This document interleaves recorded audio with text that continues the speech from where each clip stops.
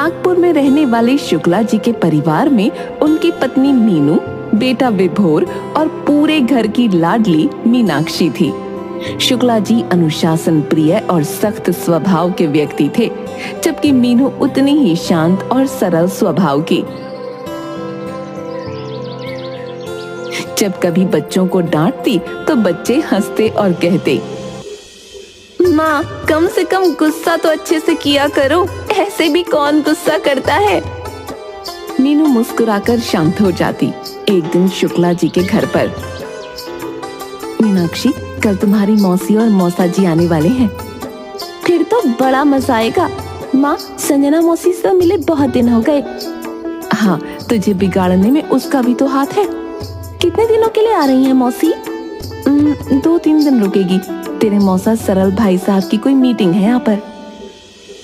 दूसरे दिन संजना और सरल घर पर आ जाते हैं।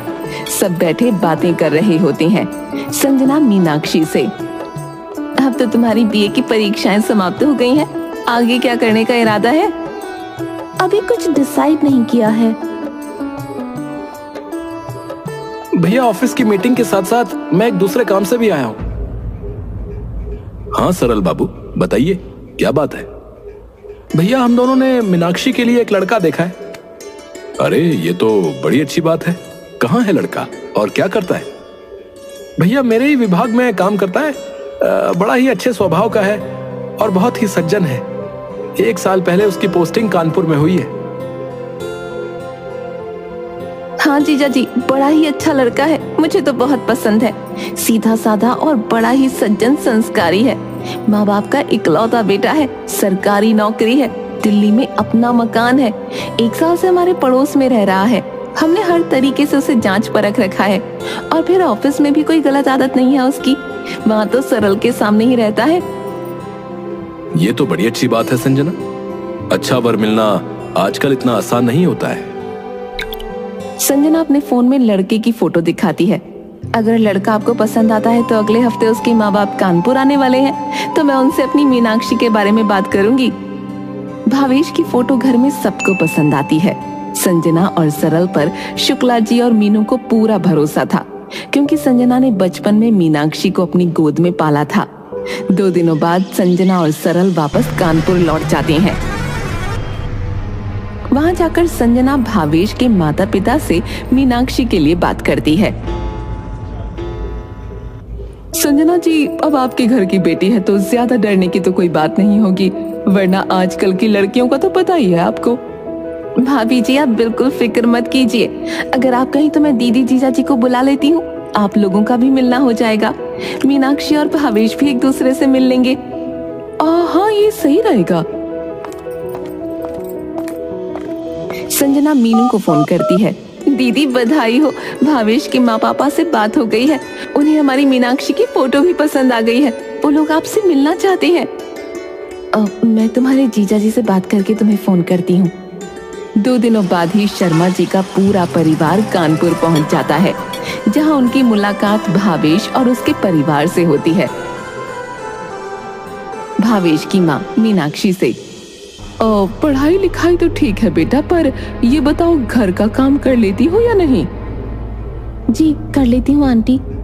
देखो भाई, मेरे भावेश को अलग अलग तरह का खाना खाने का बहुत शौक है, इसलिए हम सबसे पहले यही चाहते हैं कि हमारी बहू को खाना बनाना अच्छे से आता हो। भाभी जी सांझ को आज क्या, आज का सारा खाना मीनाक्षी ने बनाया है और हमारी मीनाक्षी को तो खाना बनाने का शौक है। इसके खाने की तारीफ अब मैं अपने मुंह से क्या करूं, आप खुद खाएंगे तो आपको पता चल जाएगा। अच्छा, अगर खाना बनाना आता है तो तुम हमारे एक एग्जाम में पास हो जाओगी, और दूसरी चीज, हमें बहू से नौकरी नहीं करानी। अगर तुम्हारे मन में नौकरी करने का विचार है तो तुम अभी बता दो, क्योंकि मैं नहीं चाहती कि कल को बेटा बहू अपनी अपनी नौकरी की वजह से अलग अलग शहरों में रहें, क्योंकि आजकल तो लड़कियों का भी ट्रांसफर कर दिया जाता है। और वैसे भी मेरे लड़के की सरकारी नौकरी है, किसी चीज की कमी नहीं है। जो लड़की भी इसकी पत्नी बनेगी राज करेगी वो तो। काफी देर तक दोनों परिवारों के बीच बातचीत का सिलसिला चलता रहा। खाने के बाद भावेश और मीनाक्षी को संजना कुछ देर के लिए टेरेस पर भेज देती है। लेकिन भावेश की माँ 5 मिनट बाद ही भावेश को नीचे बुला लेती है। सबके जाने के बाद मीनू संजना से कहती है, लड़का तो बहुत अच्छा है, सच में शांत और सरल है, लेकिन उसकी माँ वो बड़ी तेज है। कितने सवाल पूछ रही थी, और तुमने देखा उसने मीनाक्षी और भावेश को आपस में बातें भी नहीं करने दी। अरे दीदी, उसकी माँ से क्या करना है, लड़का तो हीरा है हीरा, ज्यादा मत सोचो, मन पक्का कर लो। और वैसे भी मीनाक्षी को रहना तो भावेश के साथ ही है। ससुराल कितने दिन रहेगी, हमारी मीनाक्षी निभा लेगी, आप फिक्र मत करो। अगले दिन शर्मा जी अपने परिवार के साथ नागपुर वापस चले जाते हैं और दूसरे दिन ही संजना का फोन आता है। बधाई हो दीदी, भावेश के परिवार को हमारी मीनाक्षी पसंद है और वो लोग अगले संडे को ही नागपुर जाकर सगाई करना चाहते हैं। बधाई हो, तुम्हें भी बधाई हो। जीजा जी कहाँ है? हाँ संजना, बधाई हो तुम्हें। जीजा जी बधाई नहीं, मैं तो अपनी पसंद का महंगा वाला सूट लूंगी। हाँ भला तुम्हें आज तक किसी चीज के लिए मना किया है जो आज करूंगा? सब कुछ तो तुम्हारा है। सब बहुत खुश थे, लेकिन मीनू की खुशी कुछ फीकी सी थी जो मीनाक्षी को नजर आ रही थी। वो जानती थी कि मीनू भावेश की माँ के व्यवहार को लेकर परेशान है। मीनाक्षी माँ के पास जाती है और उन्हें गले लगाते हुए कहती है, माँ आप चिंता क्यों करती हैं? जो होगा अच्छा होगा। और क्या आपको मुझ पर और अपने दिए हुए संस्कारों पर विश्वास नहीं है? मीनू प्यार से मीनाक्षी के चेहरे पर हाथ फिराते हुए, विश्वास पूरा है बेटा, फिर भी तू मेरे कलेजे का टुकड़ा है ना, इसलिए मन उदास है। जल्द ही मीनाक्षी और भावेश की सगाई हो जाती है और शादी की तारीख भी 2 महीने बाद की निकलती है। मीनाक्षी और भावेश के बीच फोन पर बातें शुरू हो जाती हैं। इन 2 महीनों में वो दोनों एक दूसरे को काफी अच्छे से जान चुके थे। शादी के बाद मीनाक्षी 15 दिनों तक अपने ससुराल में रहती है, पर उसे हमेशा भावेश की माँ से डर लगता था। एक दिन भावेश की माँ मीनाक्षी को बड़े प्यार से अपने पास बिठाती है। क्या बात है मीनाक्षी, तुम हमेशा मुझसे डरी डरी क्यों रहती हो? नहीं, ऐसा तो कुछ भी नहीं है मासी माँ जी। बेटा मैं जानती हूँ मेरा स्वभाव थोड़ा कड़क है, लेकिन जो कुछ भी है मैं साफ साफ कहने में विश्वास रखती हूँ। भावेश मेरा इकलौता बेटा है, मेरा सब कुछ, और आज से मेरा बेटा भी तुम्हारा है।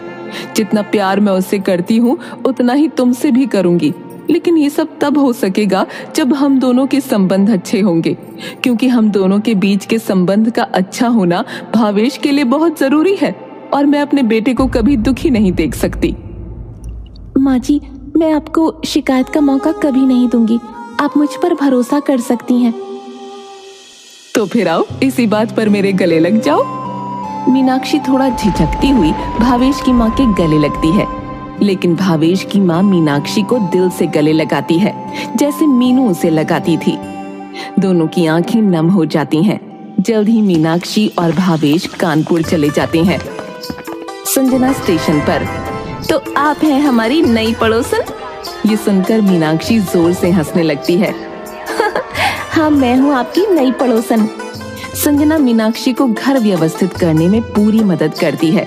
कुछ ही दिनों में सरल का ट्रांसफर आगरा हो जाता है और संजना और सरल आगरा शिफ्ट हो जाते हैं। अब मीनाक्षी थोड़ी अकेली पड़ जाती है। संजना, मौसी के जाने के बाद तुम सारा दिन घर पर बोर हो जाती हो।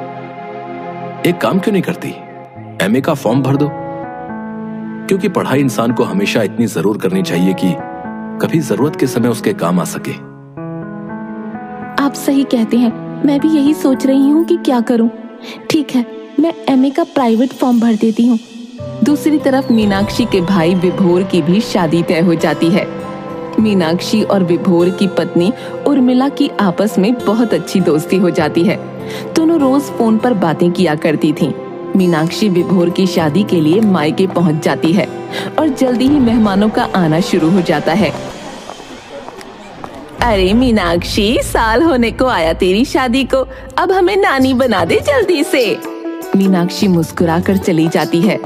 शादी में बहुत चहल पहल होती है, लेकिन सब मीनाक्षी से यही बात पूछ रहे होते हैं। जानते हो, सब एक ही बात पूछ रहे थे कि बच्चा कब कर रही हो, बच्चा कब कर रही हो। पहले अपना एमए तो कंप्लीट कर लो, क्योंकि पढ़ाई और बच्चा दोनों संभालना मुश्किल है।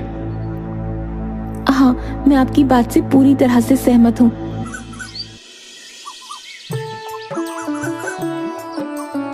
एक महीने बाद उर्मिला फोन पर, दीदी आप बुआ बनने वाली हो। भाभी आपने तो आज मेरा दिन बना दिया, मैं बहुत खुश हूँ भाभी। मीनाक्षी बुआ बनने के नाम से ही चहक रही थी और हर 1.5-2 महीने पर नागपुर का चक्कर लगाती। जल्दी ही वो एक प्यारे से भतीजे की बुआ बन जाती है। फंक्शन में सब इकट्ठा होते हैं। मीनाक्षी तू कब तक ऐसी सूनी गोद लेकर घूमेगी? एमए के फाइनल एग्जाम्स हो जाएं, फंक्शन खत्म होने के बाद। मीनाक्षी देख, तेरी भाभी को साल भर भी नहीं हुआ और उसने मुझे दादी बना दिया। अब तू भी मुझे नानी बनने का सुख दे दे। माँ मेरे फाइनल एग्जाम्स हैं और भावेश भी यही चाहते हैं। ठीक है, जैसा ठीक लगे, पर ज्यादा देर करना अच्छी बात नहीं है। भतीजे के होने के बाद मीनाक्षी हर महीने उसके साथ खेलने के लिए 2-4 दिन का समय निकालकर नागपुर चली जाया करती थी और भावेश भी उसे कभी नहीं रोकता। जल्द ही मीनाक्षी के फाइनल एग्जाम्स की डेट आ गई। मीनाक्षी, एग्जाम की डेट आ गई है, तुम्हें पढ़ाई पर पूरा ध्यान देना होगा। हाँ, अब मैं सब छोड़कर सिर्फ एग्जाम्स की तैयारी करूंगी। जल्दी ही मीनाक्षी का रिजल्ट भी आ जाता है और वो अच्छे नंबरों से पास हो जाती है। विभोर फोन पर, मीनाक्षी तुम फिर से बुआ बनने वाली हो? सच में भैया, इस बार मुझे भतीजी चाहिए। वो तो ठीक है, पर मुझे मामा कब बना रही हो भाई?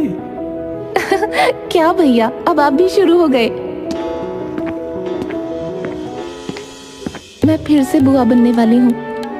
बधाई हो बुआ जी, लेकिन आपने हमारे बारे में क्या सोचा है? मैं बुआ बनूंगी और आप फूफा। अब तो तुम्हारे फाइनल एग्जाम खत्म हो गए हैं, इसलिए मैं 1 महीने के लिए नागपुर जाऊंगी। फिर हमारी फैमिली प्लानिंग का क्या होगा? हाँ, मीनाक्षी मुस्कुराने लगती है।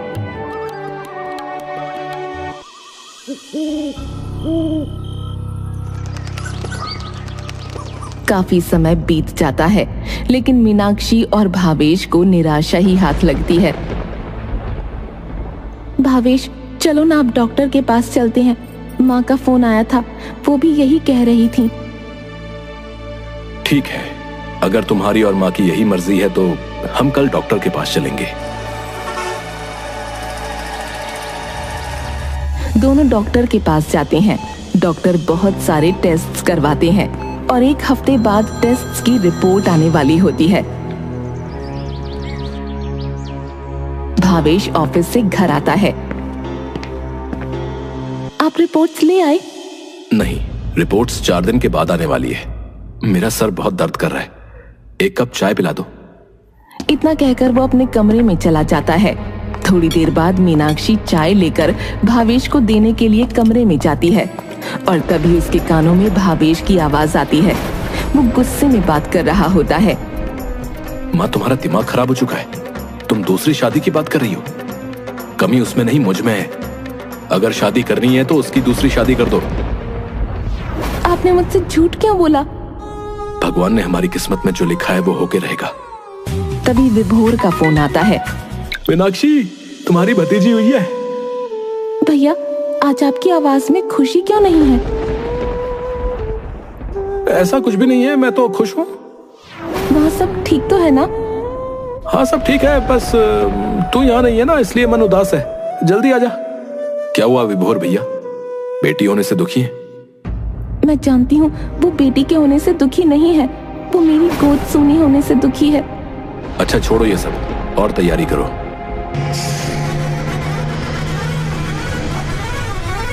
जल्दी मीनाक्षी और भावेश नागपुर पहुंच जाते हैं। इस बार मीनाक्षी के चेहरे पर हमेशा की तरह रौनक नहीं थी। वो बच्चों के साथ खेलती मुस्कुराती, पर कहीं ना कहीं एक खालीपन दिखता। मीनाक्षी, क्या बात है? तुम्हारे मन में कुछ चल रहा है? मुझे बताओ। कुछ भी तो नहीं भाभी, सब ठीक है। उर्मिला मीनाक्षी का हाथ अपने हाथों में लेती है। सच सच बताओ, क्या बात है तुम्हें, मेरी कसम। मीनाक्षी रोने लगती है। भाभी, मैं कभी माँ नहीं बन सकती। तुम ये क्या कह रही हो? ईश्वर की यही मर्जी है। वो उठकर चली जाती है। अब मीनाक्षी नागपुर आती तो लंबे समय तक रुकती। भावेश भी उसे कुछ नहीं कहता। कुछ दिनों बाद पता चलता है कि उर्मिला फिर से मां बनने वाली है। भाभी, मां का फोन आया था। क्या मैंने जो सुना वो सच है? हाँ मीनाक्षी, सच है। पर आप इतनी उदास होकर क्यों बोल रही हैं? आपकी तबीयत तो ठीक है? नहीं, बच्चा नहीं चाहती। ऐसा क्यों भाभी? तुम्हें तो पता है तुम्हारे भाई की तनख्वाह कितनी है। उसमें 2 बच्चों का ही पढ़ना मुश्किल है। हम तीसरे की जिम्मेदारी कैसे उठाएंगे? अगर बेटी हो गई तो क्या करेंगे? इतनी सी बात, अगर बेटी हो गई तो मुझे दे देना। पर आप मुस्कुराती रहा करो, ज्यादा अच्छी लगती हो। तुम सच कह रही हो? अरे भाभी, मैं तो मजाक कर रही थी। मैं तुम्हें थोड़ी देर में फोन करती हूँ। उर्मिला फोन रख देती है और मीनाक्षी अपने काम में व्यस्त हो जाती है। कुछ देर बाद ही विभोर का फोन आता है। मीनाक्षी, उर्मिला ने जो कहा वो बिल्कुल सही है। अगर तुम्हें और भावेश जी को कोई आपत्ति ना हो तो हमें भी इसमें कोई आपत्ति नहीं है। भैया, आप क्या बात कर रहे हैं? उर्मिला ने मुझे सब कुछ बता दिया है। बच्चा यहाँ पले या तुम्हारी गोद में, दोनों जगह ही सुरक्षित रहेगा। भैया, क्या आप सच कह रहे हैं? आप और भाभी बच्चा मुझे देंगे? हाँ मीनाक्षी, तुम भावेश जी से बात कर लो। मीनाक्षी फोन रखती है और भावेश को सारी बात बताती है। भावेश भी बहुत खुश हो जाता है। दोनों नागपुर जाने की तैयारी कर रहे होते हैं। तभी मीनाक्षी को भावेश की अलमारी से अपनी और भावेश की मेडिकल रिपोर्ट्स मिल जाती हैं। मीनाक्षी रिपोर्ट्स भावेश के सामने रखती है। आपने मुझसे झूठ क्यों बोला? आपने ये क्यों कहा कि कमी आप में है, जबकि कमी तो मुझ में है? मीनाक्षी, अगर मैं ये कहता कि कमी तुम में है तो सब मुझ पर दूसरी शादी के लिए दबाव डालने लगते, और मैं ऐसा कुछ भी नहीं करना चाहता हूं, क्योंकि मैं तुमसे बहुत प्यार करता हूं। इसलिए मुझे यही उचित लगा और तुम्हें आज मुझसे वादा करना होगा कि तुम इस बारे में कभी किसी को कुछ नहीं कहोगी। मीनाक्षी भावेश के गले लगती है। आज उसके मन में भावेश के प्रति जो प्रेम था वो एक ईश्वरीय रूप में परिवर्तित हो चुका था। दोनों नागपुर जाते हैं। इस बीच मीनाक्षी उर्मिला के पास ज्यादा समय बिताती है और महसूस करना चाहती है कि जो सुख उसे ईश्वर ने महसूस करने नहीं दिया। जल्द ही उर्मिला की तीसरी डिलीवरी का भी वक्त आ जाता है। मेडिकल प्रॉब्लम्स की वजह से डिलीवरी में बहुत तकलीफ हुई।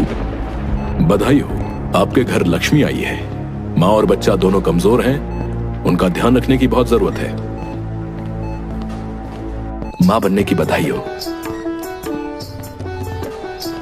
आपको भी पिता बनने की बधाई हो। अस्पताल में बच्चे को अलग कमरे में रखा जाता है। मीनाक्षी पूरा समय बच्चे के कमरे के बाहर ही रहती है। उर्मिला का ध्यान रखने के लिए विभोर होता है। 10 दिनों के बाद उर्मिला और बच्चा दोनों खुशी खुशी घर आ जाते हैं। मीनाक्षी उर्मिला के पास जाती है। भाभी, गुड़िया मुझे दोगी ना? उर्मिला दबी जबान में बोलती है, आपकी ही है। बच्ची बहुत कमजोर थी, इसलिए उसे ज्यादा वक्त उर्मिला के साथ ही रखा जाता था। लेकिन उर्मिला का लगाव बच्चों से बढ़ता जा रहा था और इसका एहसास मीनाक्षी को हो रहा था। मीनाक्षी माँ से, माँ, मैं चाहती हूँ कि गुड़िया के साथ पूजा में मैं और भावेश बैठें। नहीं दीदी, पूजा में तो मैं और आपके भैया ही बैठेंगे गुड़िया के साथ। पूजा के बाद गुड़िया मुझे दे दोगी ना भाभी? गुड़िया अभी बहुत छोटी है, उसे अपनी माँ की जरूरत है। उर्मिला की ये बात सुनकर सभी लोग दंग थे। मीनाक्षी प्यार से उर्मिला का हाथ पकड़ते हुए, भाभी, मैंने डॉक्टर से बात कर ली है। उन्होंने कहा है कि अब कोई दिक्कत नहीं है। उर्मिला गुस्से में मीनाक्षी का हाथ झड़कती है। डॉक्टर से ज्यादा उसकी माँ को पता है। हाँ, तो उसकी माँ ही तो कह रही है कि उसको कोई दिक्कत नहीं है। सिर्फ माँ के कहने से कोई माँ नहीं बन जाता। उसे जन्म दिया है मैंने। आपको जब दिल चाहे यहाँ आकर खिला सकती हैं, लेकिन मेरी गुड़िया मेरे पास ही रहेगी। मीनाक्षी के तो पैरों तले जमीन ही सरक गई। भावेश ने उसे संभाला। भावेश की भी आंखों में आंसू थे, क्योंकि मीनाक्षी और भावेश दोनों ही पिछले कुछ महीनों में गुड़िया के साथ अपनी जिंदगी सजा चुके थे। दूसरे दिन सुबह मीनाक्षी फिर उर्मिला के पास जाती है। भाभी, आप बताइए कि हम गुड़िया को कब ले जा सकते हैं? कभी नहीं। ऐसा न कहो भाभी, मैं गुड़िया के बिना मर जाऊंगी। महीने भर उसके साथ रहकर आप मर जाएंगी। मेरे बारे में सोचिए, मेरा क्या होगा? मैंने आपसे बार बार पूछा था, आपने ही कहा था कि आप गुड़िया को मुझे दे देंगी, और आप पीछे हट रही हैं। मेरी बच्ची है, मैंने उसे जन्म दिया है, 9 महीने अपनी कोख में रखा है। मैं उसे खुद से अलग नहीं कर सकती हूँ, और आप भगवान के लिए अपने घर वापस चली जाइए। मीनाक्षी बच्ची के सर पर हाथ फेरती है और कमरे से बाहर निकलने लगती है। सामने से विभोर और माँ मीनाक्षी को देख रहे होते हैं, पर किसी की भी हिम्मत नहीं थी कि वो मीनाक्षी से कुछ कहें। कानपुर वापस जाकर मीनाक्षी एक जिंदा लाश बन जाती है। कुछ दिनों बाद विभोर कानपुर आता है और मीनाक्षी की हालत देखकर बहुत रोता है। चलते समय उसे सीने से लगाकर बोलता है, मैं तो तुम दोनों से माफी मांगने के लायक भी नहीं हूं। जल्दी से ठीक हो जा, नहीं तो मैं अपने आप को कुछ कर लूंगा। मैं खुद से नजरें भी नहीं मिला पाता हूं। मीनाक्षी, हमें इस कड़वे सच को अपनाना होगा और इसके साथ ही जीवन बिताना होगा। मैंने एक स्कूल में तुम्हारी नौकरी की बात की है, तुम वहां पढ़ाना शुरू कर दो। व्यस्त रहोगी तो तुम्हें अच्छा लगेगा। आप जैसा कहते हैं मैं वैसा ही करूंगी। मीनाक्षी स्कूल में पढ़ाने लगती है और शाम के समय बच्चों को मुफ्त में घर पर ट्यूशन देना शुरू कर देती है। अब मीनाक्षी और भावेश ने बच्चों के बारे में सोचना बंद कर दिया था, लेकिन मीनाक्षी के कानों में उर्मिला के कहे कड़े शब्द आज भी कभी कभी गूंज उठते थे। एक रात दरवाजे की घंटी बजती है। इतनी रात को कौन आया होगा? चलो चलकर देखते हैं। भावेश ने दरवाजा खोला तो सामने भावेश की माँ और पापा खड़े थे। उनकी गोद में एक बड़ी बड़ी आंखों वाली गोल मटोल प्यारी सी 6-7 महीने की बच्ची थी। माँ, ये कौन है और किसकी बच्ची है? तुम दोनों की बच्ची है। आपको पता ना, मुझे ऐसा मजाक बिल्कुल भी पसंद नहीं है। ये मेरे चचेरे भाई की पोती है। उनके बेटे और बहू की एक सड़क दुर्घटना में मौत हो गई और इस बच्ची का कोई नहीं है। इसकी मौसी इसे कानूनी तौर पर गोद लेना चाहती है, लेकिन उसके परिवार वाले तैयार नहीं हैं। इसलिए मैंने अपने भाई से कहा कि वो कानूनी तौर पर ये बच्ची तुम दोनों को गोद दे दे, और वो मान गए। इसलिए ये तुम दोनों की बच्ची है।